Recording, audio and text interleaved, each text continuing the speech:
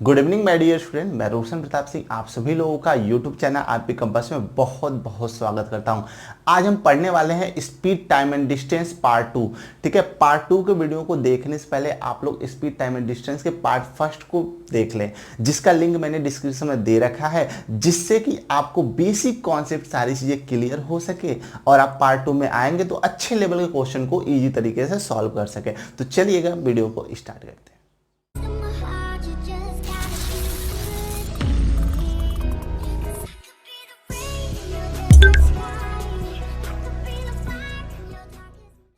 आज के question number first पे चलते हैं। क्वेश्चन नंबर फर्स्ट आपको दिखाई दे रहा होगा कि एक पुलिस वाले को चोरी की सूचना दी जाती है। चोर भागना शुरू करता है और पुलिसकर्मी उसका पीछा करता है। तब पुलिसकर्मी पीछा करना शुरू करता है। चोर 250 मीटर की दूरी पर था। ठीक है ना, सॉरी, कहा गया है जब पुलिसकर्मी पीछा करना शुरू करता है तब जो चोर है 250 मीटर की क्या था, दूरी पर था। तो चोर और पुलिस क्रमशः 8 किलोमीटर पर घंटे और 9 किलोमीटर पर घंटे की चाल से भागते हैं। तो पुलिसकर्मी द्वारा चोर को पकड़ने में जो समय लगेगा वो बताना है, यानी कितना समय लगेगा। जैसे कि ऑप्शन दिखा है आपको 15 मिनट, 45 मिनट, 20 मिनट और 30 मिनट। तो समझिएगा यहां पर जैसे मैंने पार्ट फर्स्ट में कराया था स्पीड टाइम एंड डिस्टेंस का पार्ट फर्स्ट में, ठीक है, लास्ट में आपको कराया था रिलेटिव स्पीड यानी सापेक्ष चाल। तो ये सापेक्ष चाल से लगेगा। तो जितने लोगों ने, मैंने बार बार कहा, जितने लोगों ने वीडियो नहीं देखा है डिस्क्रिप्शन में लिंक दिया गया, पार्ट फर्स्ट अच्छे से आप देखें तभी सेकंड पे आए। तो चलिएगा समझते हैं इसे। अगर रिलेटिव स्पीड की बात है तो देखिएगा हमने कहा यहां पे पुलिस वाला है। ठीक है, जो पुलिस वाला है वो यहां है और इसके कुछ दूरी पर 250 मीटर की दूरी पर कौन है, चोर है। ठीक है, जब चोर भागा तो 250 मीटर के बाद पुलिस वाला भी पीछा कर रहा है। तो जो पुलिस वाला है, जो पुलिस है आपका, वो करता क्या है कि वो 9 किलोमीटर पर घंटे की चाल से भागता है और जो चोरी करके भाग रहा है चोर, वो 8 किलोमीटर पर घंटे की चाल से भाग रहा है। ठीक है, अब देखिएगा ये 9 से भाग रहा है, 8 से भाग रहा है, इसकी स्पीड अधिक है तो इसे तो पकड़ लेगा ना, लेकिन पकड़ने में इससे पुलिस वाले को 250 मीटर क्या होगा, भागना पड़ेगा ना। 250 मीटर भागने का मतलब है जो यहां पर और यहां पर 1 किलोमीटर या 1 किमी पर आवर जो अधिक स्पीड है वो क्या होगा, अधिक स्पीड वही 1 किलोमीटर 250 को कवर करेगा, क्योंकि 8 अगर इसका रहता, 8 इसका रहता, दोनों तो बराबर पर दौड़ते ना, दोनों के बीच का 250 मीटर जो डिस्टेंस वो हमेशा इक्वल रहता।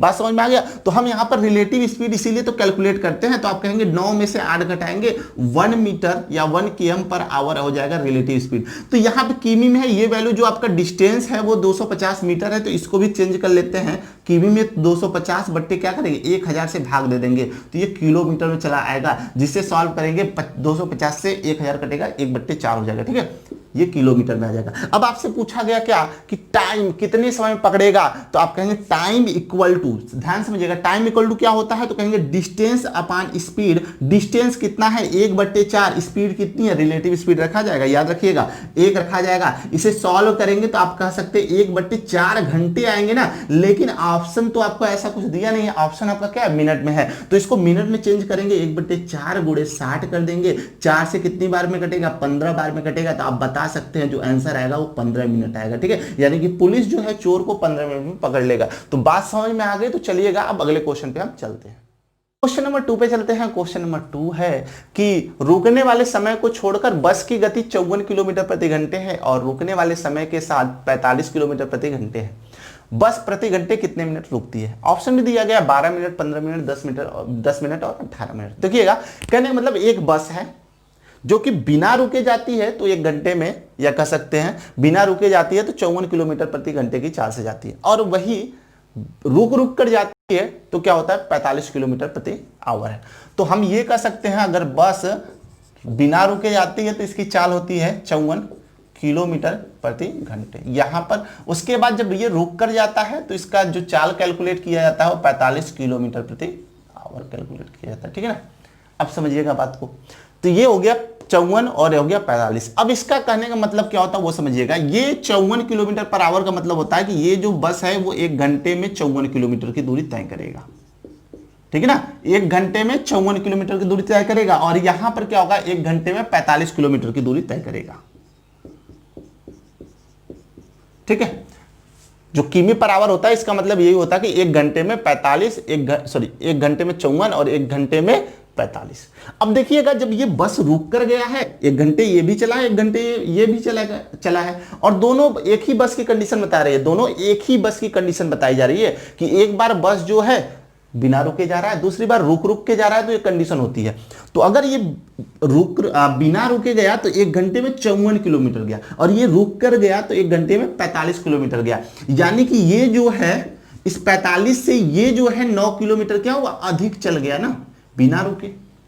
तो अब आपसे टाइम पूछा गया है, तो टाइम बराबर आपको पता है डिस्टेंस अपॉन स्पीड होता है। तो आप जो कंपेयर कर रहे हैं 54 से कर रहे हैं कि अगर बिना रुके गया तो 54, और जो कि इससे क्या है 9 किलोमीटर अधिक है। डिस्टेंस जो है वो 9 किलोमीटर अधिक तय करता है किससे, 54, ठीक है ना, 54 स्पीड 54 किलोमीटर पर घंटे की चाल से जाता है। तो यानी 54, क्योंकि d/s होता है, d की वैल्यू 9 और s की वैल्यू 54, ठीक है, यहां पर दिया गया 54, क्योंकि हम इससे कंपेयर कर रहे हैं ना।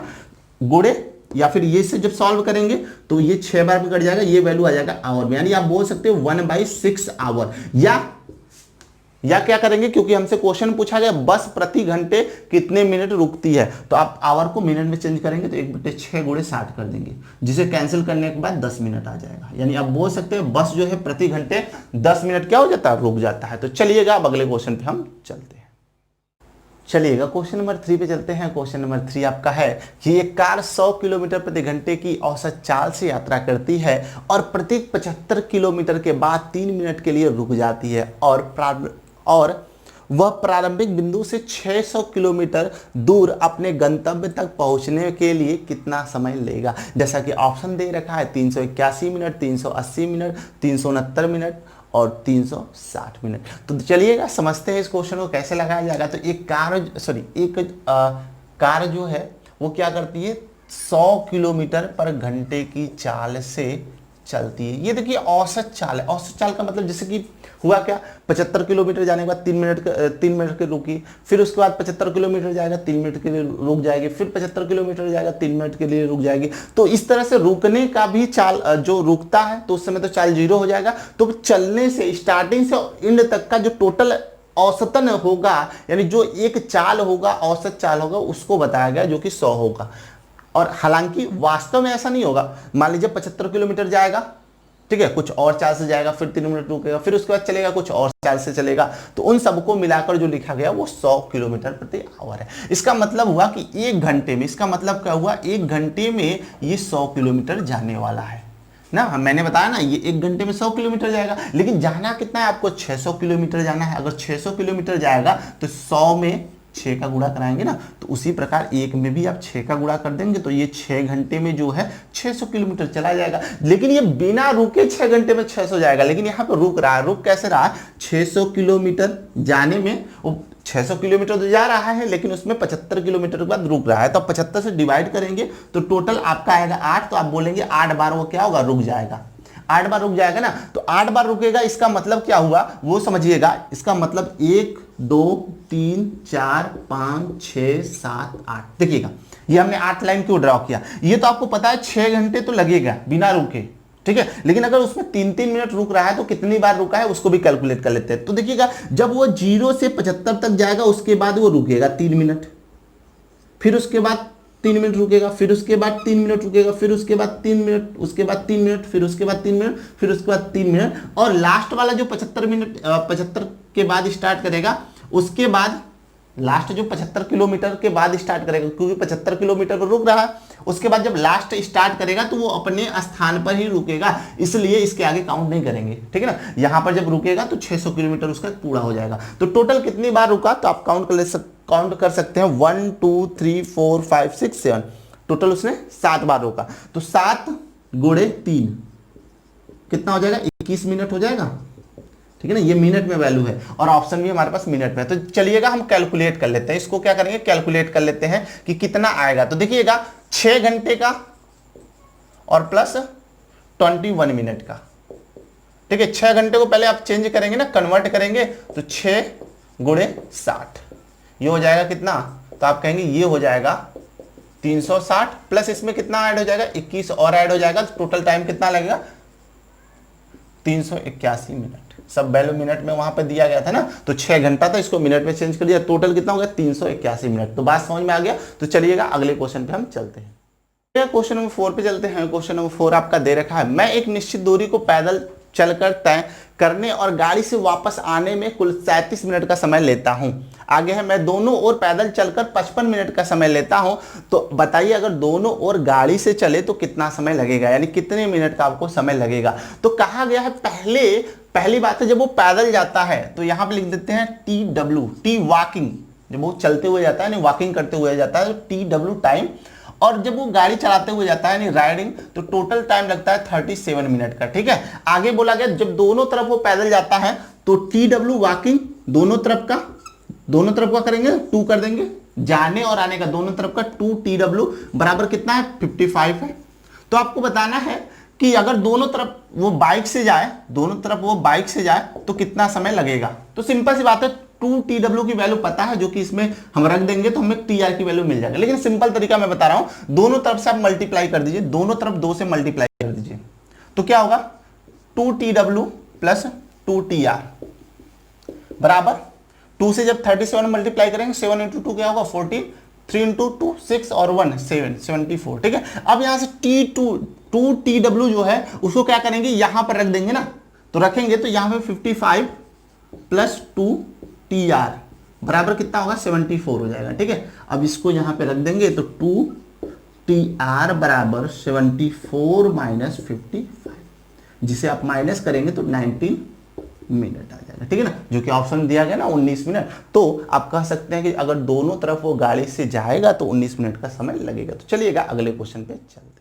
अगले क्वेश्चन पे जाने से पहले मैं आपको एक कॉन्सेप्ट सिखा देना चाहता हूं, आप सभी लोग इसे ध्यान से समझे कि मैंने कहा कि कोई पर्सन है, कोई व्यक्ति है जो कि स्थान A से स्थान B की तरफ जाता है। इन दोनों के बीच की दूरी मान लेते हैं D किलोमीटर है। ठीक है, जब A से B की तरफ जाता है तो इसकी स्पीड, पहली स्पीड जो था वो S1 किलोमीटर पर घंटे था। जब ये S1 किलोमीटर पर घंटे से चला A से B की तरफ तो हुआ क्या, उसे 3 मिनट देरी हो गया। यानी एक निश्चित, या आप ऐसे बोल सकते हैं कोई व्यक्ति जैसे घर से है ना, घर से और अपने ऑफिस की तरफ जाता है, घर से कहां जाता है ऑफिस की तरफ जाता है। जब वो S1 स्पीड से जाता है तो ऑफिस पहुंचने में T1 समय देर हो जाता है। ठीक है ना, मान लीजिए जैसे मैंने कहा, मान लीजिए ऑफिस 3 बजे पहुंचना है।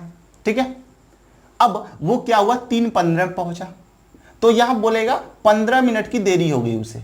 आपसे क्या बोलेगा 15 मिनट की देरी हो गई, यानी कि निश्चित समय से वो 15 मिनट क्या हो गया देर हो गया। अब दूसरी बात है, उसने अपनी चाल को यानी स्पीड को बढ़ा लिया, उसने कर दिया S2। अब S2 स्पीड से गया तो पहुंचना तो उसे 3 बजे था ना, लेकिन क्या हुआ 3 बजे से पहले पहुंच गया। मान लीजिए वो पहुंच गया आप कह सकते हैं 2:50 पे पहुंच गया, यानी क्या हुआ 10 मिनट, 3 बजे पहुंचना था 2:50 पहुंच गया, यानी 10 मिनट क्या हुआ पहले पहुंच गया। तो हमने कहा T2 समय पहले पहुंच गया। तो अब क्या पूछा जाता है, इतनी सारी चीजें दी जाती है कि वो इस स्पीड से गया, इतना देरी से पहुंचा, इस स्पीड से गया, यानी कि S2 स्पीड से गया, T2 के समय क्या पहले पहुंच गया। और ये कंडीशन बराबर नहीं रहेगा, ये कंडीशन हमेशा बराबर नहीं रहेगा। यहाँ ये जरूरी नहीं है कि ये T2 पहले पहुंचे, हो सकता है दोनों बाद में हो जाए, ये भी बाद में और ये भी बाद में। ठीक है ना, तो अब समझिएगा, अब आपसे पूछा जाएगा कि बताइए उसके घर से और ऑफिस पहुंचने के बीच की जो दूरी होता है, यानी उसके घर से ऑफिस के बीच की जो दूरी होता है वो क्या होता है। तो सिंपल से फॉर्मूला होता है D = S1 × S2 और मॉड ऑफ S1 - S2, और इसके बाद लिखते हैं डेल्टा टी। डेल्टा टी का मतलब क्या होता है, कहेंगे समय का अंतर।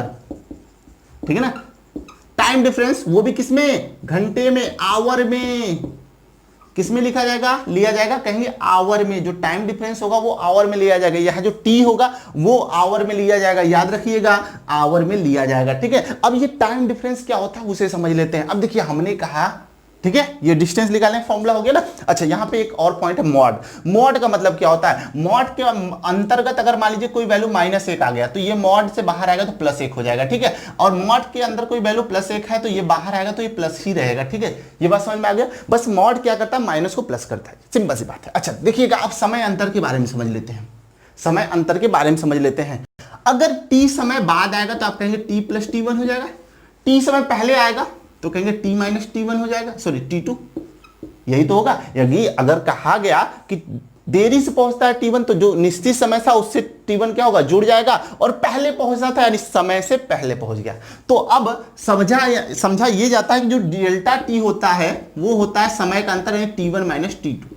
वो क्या होता है, समय का अंतर होता है T1 माइनस T2। तो यहां पर देखिएगा ये जो T1 होता है इसके लिए प्लस लगाएंगे क्योंकि देरी से पहुंच रहा है ना, और T2 के लिए माइनस लगाएंगे क्योंकि क्या हो रहा है, ये पहले पहुंच रहा है। पहले समझ में आया ना, क्योंकि 2:50 से पहुंचना था 3 बजे, तो क्या हुआ, ये क्या हुआ 10 मिनट पहले पहुंच गया ना, समय से 10 मिनट पहले, यानी कि वास्तविक समय में 10 मिनट कम हो गया, इसलिए माइनस। और यहां पे 3:15 पहुंचा था यानी 15 मिनट देरी हो गया ना, वास्तविक समय में 15 मिनट क्या हो गया, जुड़ गया। तो चलिएगा इस पे क्वेश्चन करेंगे तो आपको इजी तरीके से सारे कॉन्सेप्ट क्लियर होंगे।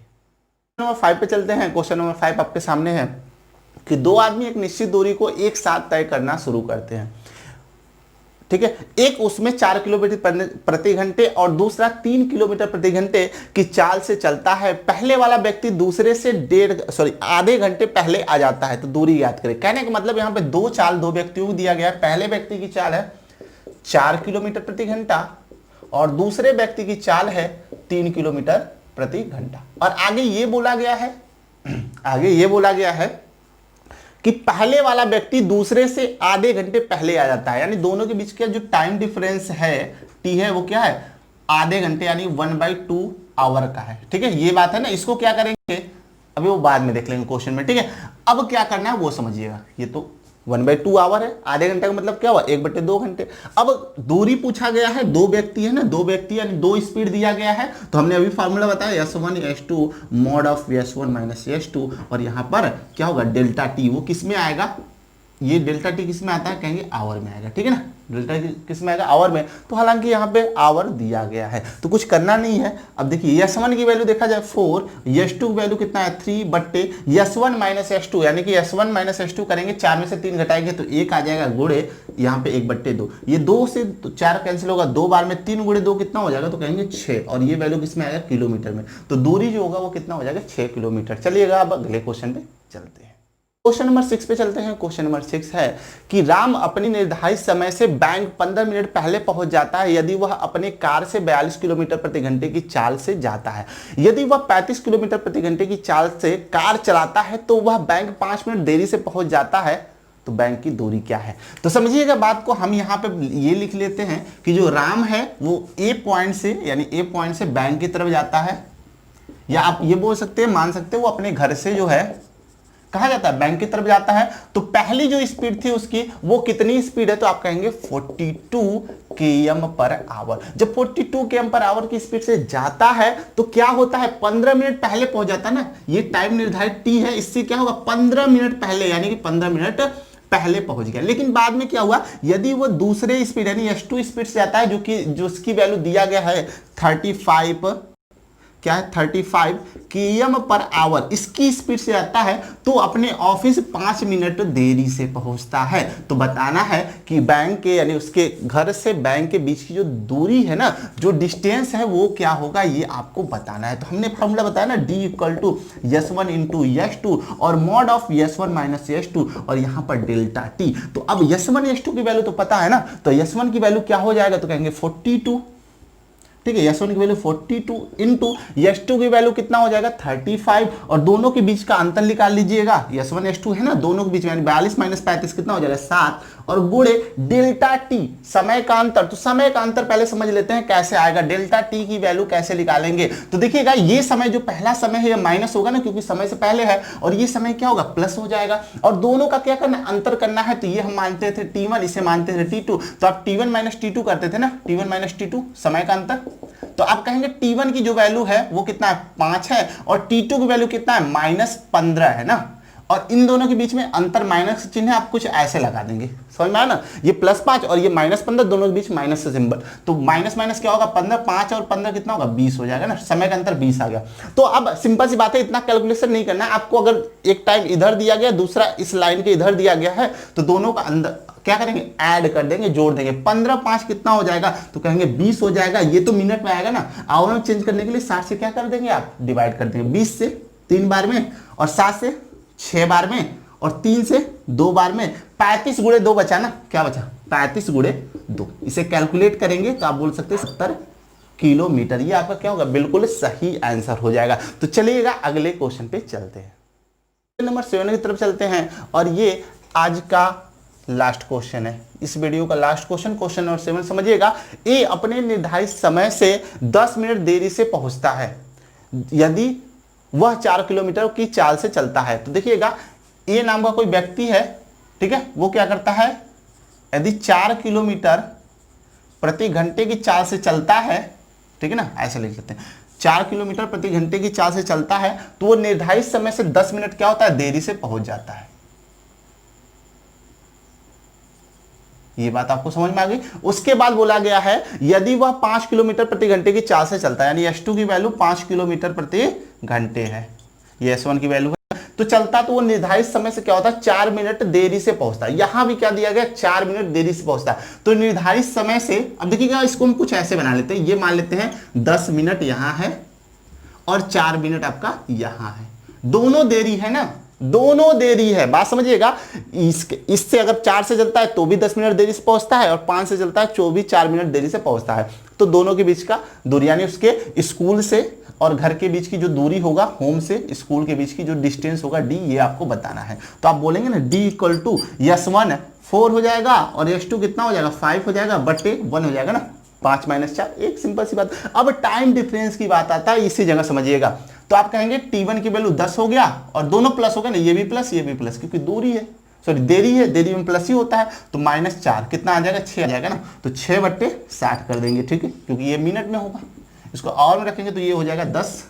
अब समझिएगा, देखिएगा अगर 5 से काटे तो 2 बार में, 2 से कट जाएगा 2 बार में, तो डिस्टेंस जो हो जाएगा वो कितना आ जाएगा, 2 किलोमीटर। बात समझ में आ गया, यानी उसके घर से स्कूल के बीच की जो दूरी है वो कितना है, 2 किलोमीटर की। तो चलिएगा, स्पीड टाइम एंड डिस्टेंस का हमने लास्ट क्वेश्चन देख लिया है। तो आपका स्पीड टाइम एंड डिस्टेंस पूरी तरह से कंप्लीट हो गया। इसके बाद हम ट्रेन पे क्वेश्चन करेंगे। यदि आपको वीडियो अच्छा लगा है तो इसको लाइक, शेयर और कमेंट जरूर करें। जितने लोगों ने अभी तक चैनल को सब्सक्राइब नहीं किया है वो चैनल को सब्सक्राइब कर ले। तो चलिए, धन्यवाद।